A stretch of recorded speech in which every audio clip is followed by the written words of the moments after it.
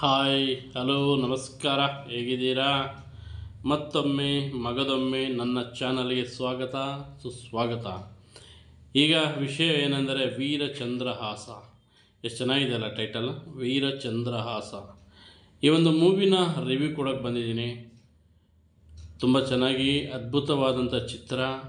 ಇದೇ ಪ್ರಥಮ ಬಾರಿಗೆ ಚಿತ್ರರಂಗದ ಇತಿಹಾಸದಲ್ಲೇ ಪ್ರಥಮ ಬಾರಿಗೆ ಯಕ್ಷಗಾನ ರೂಪದಲ್ಲಿ ಕಥಾಂಧರವಾಗಿ ಕಥೆಯನ್ನು ಪೋಣಿಸಿ ತಂದಂಥ ನಮ್ಮ ರವಿ ಬಸೂರವರಿಗೆ ಧನ್ಯವಾದಗಳು ಹೇಳ್ತಾ ಈ ಒಂದು ವಿಡಿಯೋನ ನಾನು ಆರಂಭ ಮಾಡ್ತಾಯಿದ್ದೀನಿ.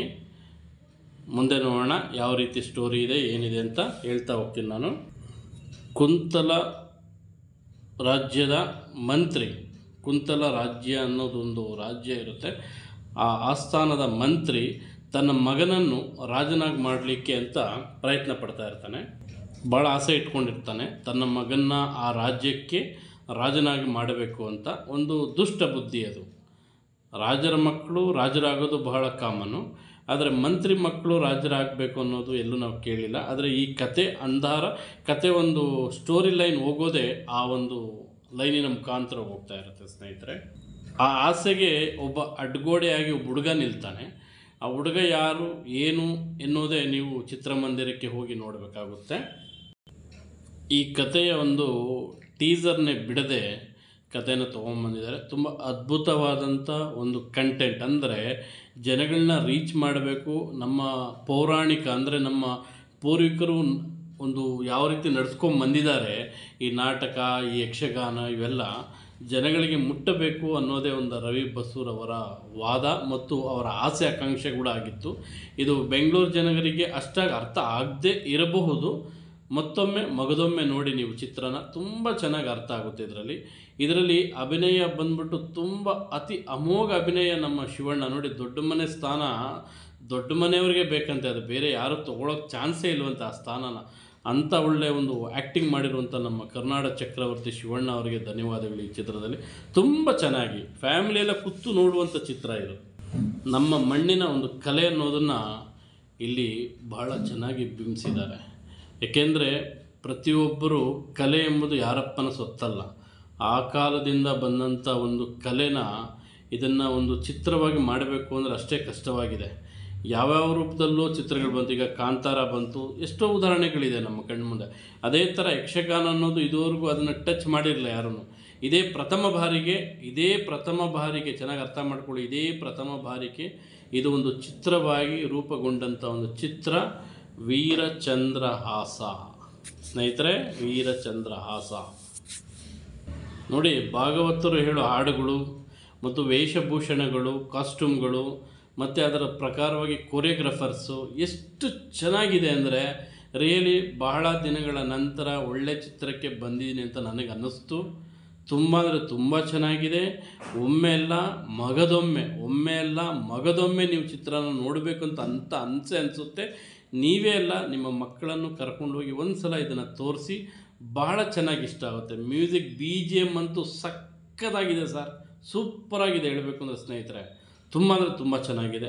ನೀವು ಒಂದು ಸಲ ನೀವು ಚಿತ್ರಮಂದಿರದಲ್ಲಿ ಹೋಗ್ಬಿಟ್ಟು ನೋಡಿ. ಕನ್ನಡ ಚಿತ್ರವನ್ನು ನಾವು ಉಳಿಸೋಣ, ಬೆಳೆಸೋಣ. ತುಂಬ ಚೆನ್ನಾಗಿದೆ. ನನಗೆ ಮಾತ್ರ ತುಂಬ ಇಷ್ಟ ಆಯಿತು.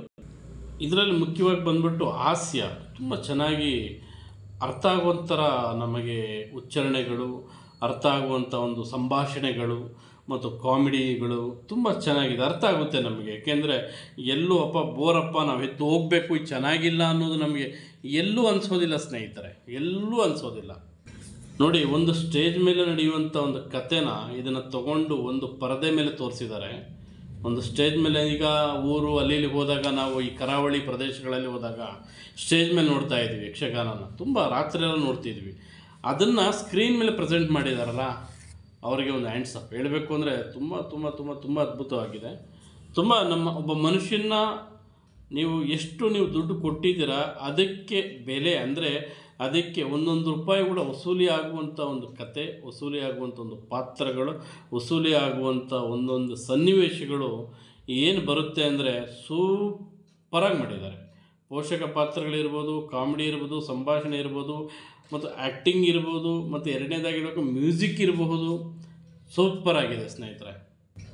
ಎಷ್ಟೋ ಕಲೆಗಳಿದೆ, ಇದೆಲ್ಲ ಇನ್ನೂ ಎಷ್ಟೋ ಕಲೆಗಳಿದೆ, ಇನ್ನೂ ಕಲೆಗಳು ಬರಬಹುದು. ಈ ಕಲೆ ಮಾಡಿದ್ರೆ ಓಕೆ ನಮ್ಮನ್ನು ಜನ ಇಷ್ಟಪಡ್ತಾರೆ ಅಂತ ತೋರಿಸಿದಂಥವರೇ ರವಿ ಬಸೂರವರು ಈ ಒಂದು ಚಿತ್ರದ ಮುಖಾಂತರವಾಗಿ. ಮತ್ತು A1 ಬಳಸ್ಕೊಂಡವರು AI ಎಷ್ಟೋ ಒಂದು ತಾಂತ್ರಿಕ ವರ್ಗದಿಂದ ಆ ಒಂದು ಒಳಗಡೆ ನಾವು ಕರ್ಕೊಂಡು ಹೋಗ್ಬಿಡ್ತಾರೆ ನಮ್ಮನ್ನು. ನಮಗೂ ಕೂಡ ಬಹಳ ಇಷ್ಟ ಆಗುತ್ತೆ ಸನ್ನಿವೇಶಗಳು. ಆ ಕುಂತಲ ಸಾಮ್ರಾಜ್ಯವನ್ನು ಪರಿಚಯಿಸುವಂಥ ರೀತಿ ಮತ್ತು ಅಲ್ಲಿ ನಡೆಯುವಂಥ ಒಳ್ಳೊಳ್ಳೆ ಘಟನೆಗಳು. ಏನು ಸ್ನೇಹಿತರೆ, ಕೇಳಿಸ್ತಾ ಇದೆ ನಿಮಗೆ? ಅರ್ಥ ಆಗ್ತಾ ಇದೆ ಅಂತ ಅನ್ಕೊತಾ ಇದ್ದೀನಿ ನಾನು. ಫಸ್ಟ್ ಹಾಫ್ ನಿಮಗೆ ಸ್ವಲ್ಪ ಅರ್ಥ ಆಗಲಿಕ್ಕೆ ಸ್ವಲ್ಪ ಸಮಯ ಹಿಡಿಸುತ್ತೆ. ಫಸ್ಟ್ ಹಾಫ್ ನನಗೂ ಸೇಮ್ ಅದೇ ಥರ ಫೀಲ್ ಕೊಡ್ತು. ತದನಂತರ ಸೆಕೆಂಡ್ ಹಾಫಲ್ಲಿ ಸ್ನೇಹಿತರೆ ಸೂಪರಾಗಿ ಹೋಯಿತು.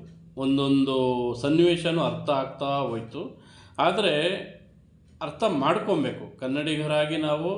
ಇದು ಕನ್ನಡಿಗರ ಕಲೆ, ಓಕೆನಾ? ಇದು ಬೇರೆ ಭಾಷೆ ಬೇರೆಯಿಂದ ಬಂದಿದ್ದಂತಲ್ಲ.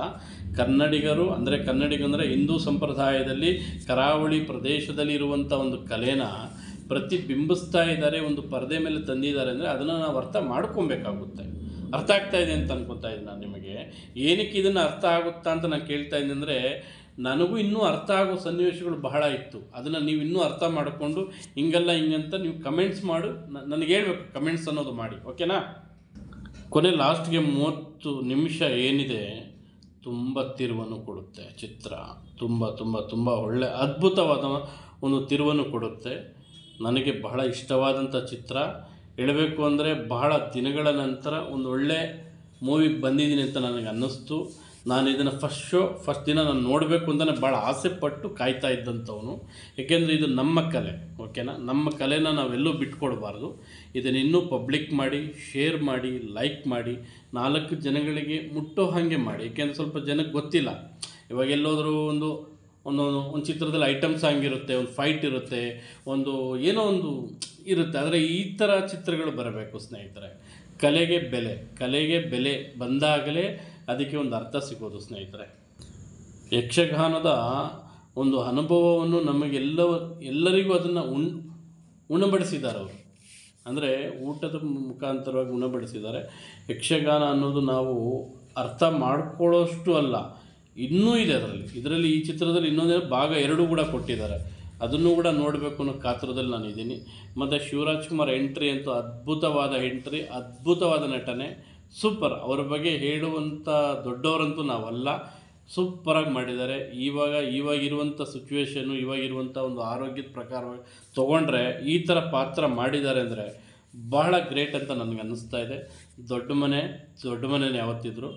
ಅವರಿಗೆ ಒಂದು ನಮಸ್ಕಾರ ಹೇಳ್ತಾ ನಾನು ಈ ಚಾನಲ್ಲು ಮತ್ತು ಇದನ್ನು ನೀವು ಬೆಳೆಸಿ ಅರಸಿ, ಕನ್ನಡ ಮೂವಿನ ಬೆಳೆಸಿ ಅರಸಿ ಅನ್ನೋದು ಹೇಳ್ತಾನೇ ಇರ್ತೀನಿ. ಏನಕ್ಕೆ ಹೇಳ್ತಾ ಇರ್ತೀನಿ ಅಂದರೆ, ಕನ್ನಡ ಒಂದು ಎಲ್ಲೋ ಹೋಗ್ತಾ ಇದೆ, ಅದನ್ನು ಒಳ್ಳೆ ಸ್ಥಾನಕ್ಕೆ ತರಬೇಕು ಅನ್ನೋದೇ ನನ್ನ ಆಸೆ ಸ್ನೇಹಿತರೆ. ದುಷ್ಟಬುದ್ಧಿ ಮತ್ತು ಮದನ ಮತ್ತು ವೀರ, ಈ 3 ಪಾತ್ರಗಳೇನಿದೆ ಈ ಚಿತ್ರದಲ್ಲಿ, ಮೇಯ್ನ್ ಪಾತ್ರಗಳು ಬರುವಂಥದ್ದು ಈ ಚಿತ್ರದಲ್ಲಿ, ಓಕೆನಾ? ಅದನ್ನು ನೀವು ಚಿತ್ರಮಂದಿರಕ್ಕೆ ಹೋಗಿ ನೋಡಿ, ತುಂಬ ಅದ್ಭುತವಾದಂಥ ಅನುಭವ ಸಿಗುತ್ತೆ. ನೀವು ಹೋಗಿ ಇನ್ನೊಬ್ಬರನ್ನ ಕರ್ಕೊಂಡೋಗಿ ಮಗದೊಬ್ಬರಿಗೂ ಹೇಳಿ ಈ ಚಿತ್ರದ ಬಗ್ಗೆ. ಧನ್ಯವಾದಗಳು. ನಮಸ್ಕಾರ. ಸರ್ವೇ ಜನೋ ಸುಖಿನೋ ಭವಂತು.